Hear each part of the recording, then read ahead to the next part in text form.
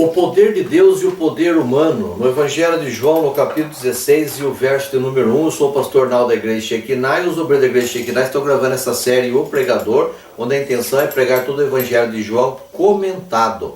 Eu creio na verdade que liberta, este é o meu lema. E clicando aí embaixo no link, você vai ter todas as nossas mensagens, com todas as dúvidas são sanadas, onde há poder de Deus para a libertação, todo aquele que crê. E aqui Jesus vem trazendo seus últimos ensinamentos, ali já se aproximando do Getsemane, na última Santa Ceia, onde Judas já não estava presente para ouvir, mas Jesus estava trazendo suas últimas palavras e instruções para os seus discípulos. E ele disse assim: tenho-vos dito essas coisas para que vos não escandalizeis.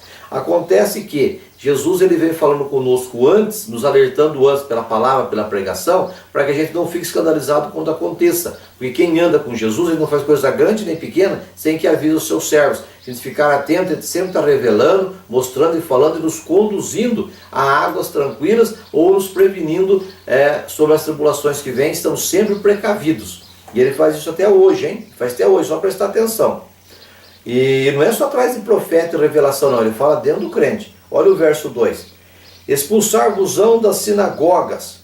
Vai chegar ao tempo que seremos expulsos dos grandes sistemas religiosos. Os grandes sistemas religiosos vão nos expulsar.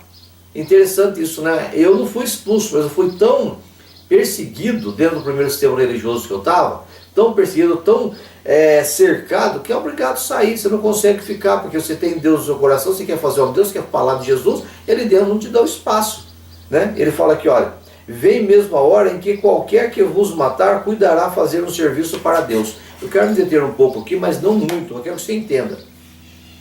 O poder de Deus é para curar, para libertar, para salvar, resgatar a alma humana e colocá-la em comunhão com Ele novamente. O poder de Deus é para fazer uma maravilha de restauração, de ressuscitação e ressurreição na vida do homem.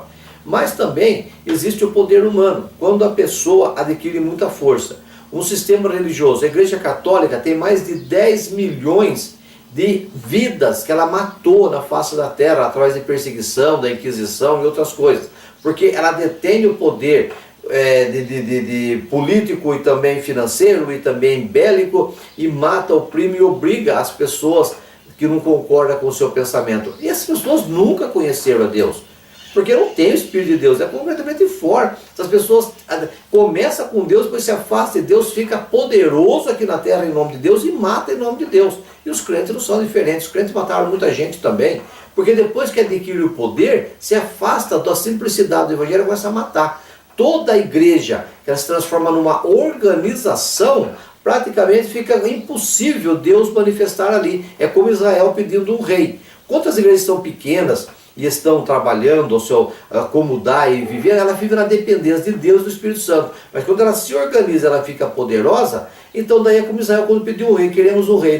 Tendo um rei, não precisava mais de Deus para liderar. Está entendendo? Então toda a igreja que ela chega no ponto dela ter esse poder, é como se ela se afasta de Deus, ela se fica no poder humano, poder temporal, e se afasta do poder de Deus, e dela faz barbaridades. A igreja evangélica matou muita gente. Hoje, nos nossos dias, você vê esses telespregadores, esses homens que pregam na televisão, é uma briga de leão, um engolindo o outro. Quando um consegue um canal de TV, o outro vai e paga mais só para tirar aquele, contrata outro para ir, oprime. Eles fazem um brigueiro entre eles, vocês nem imaginam, é a briga pelo poder, a briga pela televisão. E estão pregando, estão ganhando dinheiro, estão invadindo o mundo, estão falando de Jesus, estão vendendo sal, estão vendendo terra, vendendo fumaça, vendendo vassoura, estão vendendo de tudo, pior do que as indulgências que a Igreja Católica pregou. É pior, estão vendendo um pedacinho do céu pior que a Igreja Católica fez.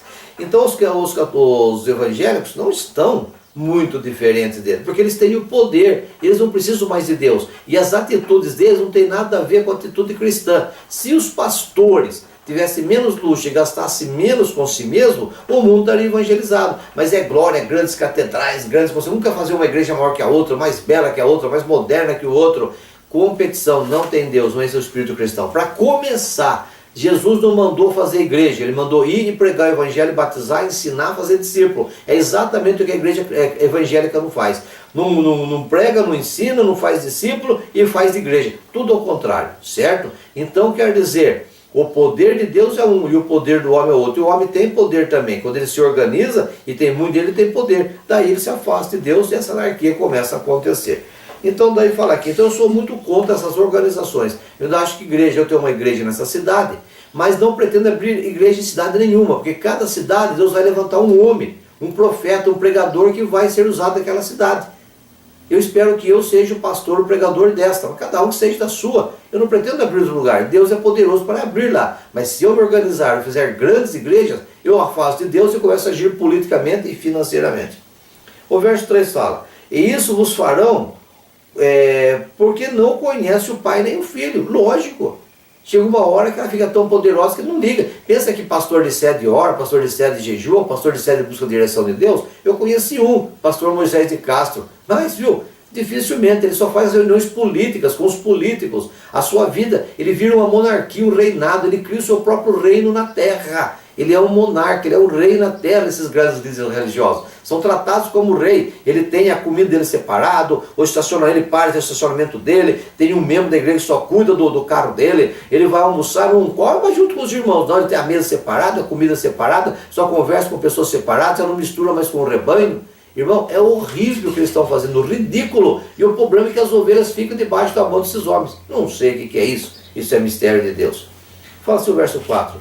Mas tenho-vos, o horário já terminou, mas tenho-vos dito isso, a fim de que quando chegar aquela hora, vos lembreis de que já vou-lo tinha dito. E eu não vos disse isso desde o princípio, porque eu estava convosco. Quer dizer, eu sempre estive convosco, não precisei falar. Mas agora, como eu vou embora, eu estou falando. Porque quando acontecer, vocês estão sabendo. Então aqui está a explicação.